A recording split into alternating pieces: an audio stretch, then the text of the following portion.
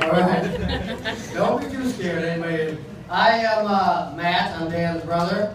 There is one thing I have to say before I start, which I usually start off. I do stand-up comedy, so that's why they pretty much asked me to do this. And I'm keeping it clean, but I do have to tell you there is a very important thing that it ties into the story of how we all kind of get along here these days. As I am a homosexual man. I came out at 18. I realized that could be confusing to some of you because of the way that I look. You might have thought that I was a lesbian. You know, I'm not hating on that. Lesbians are good-looking men. It's fine. You know.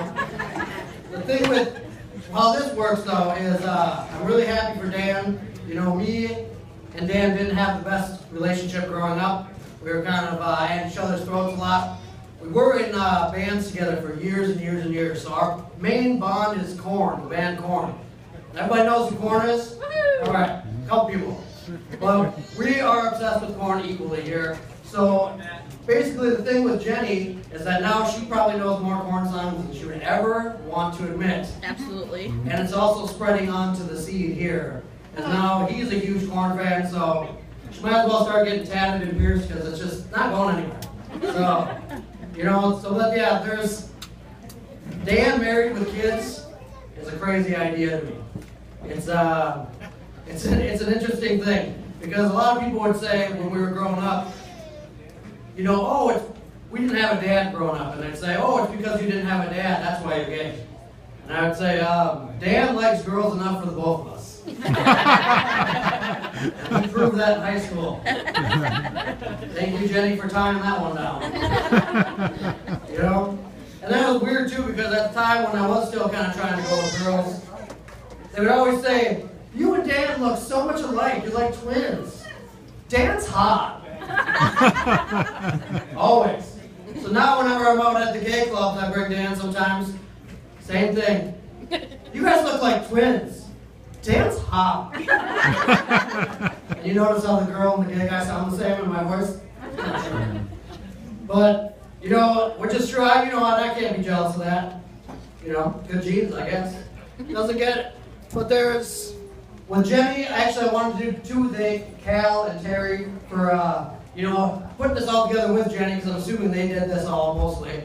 So let's give a round of applause for everybody who put this together first off. I also want to thank Jenny's parents for putting up with Dan for all these years.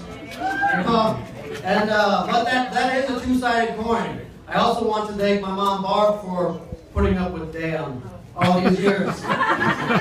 So, you know, but yeah, we love Jenny. The first time I met Jenny, it was in the New Moon. Everyone remembers that one? Woo!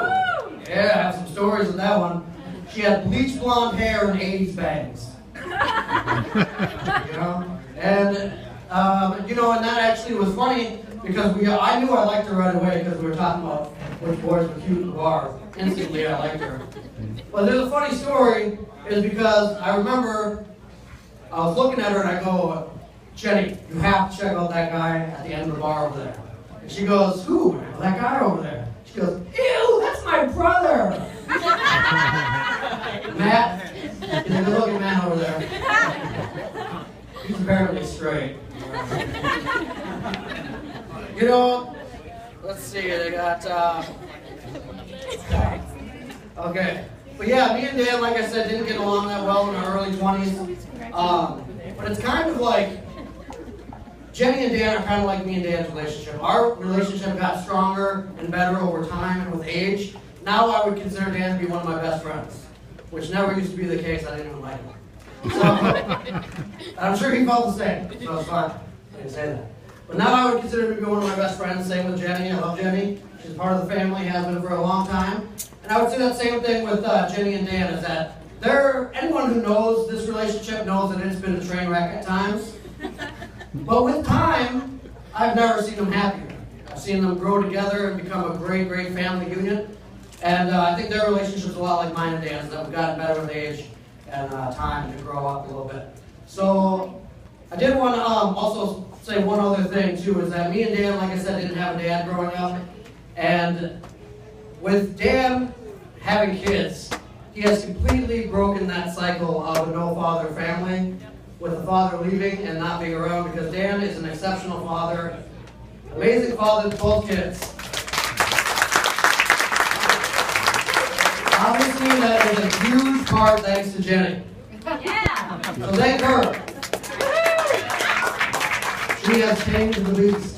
So thank you, Jenny, for that. And you know, like I said, I'm just really proud of both of them. I'm really honored that Dan would ask me to be the best man. And I'm sure we're just going to all congratulate them throughout the night and hope that we know that they're going to be a lasting and happy family for the rest of their lives. So congratulations, you guys.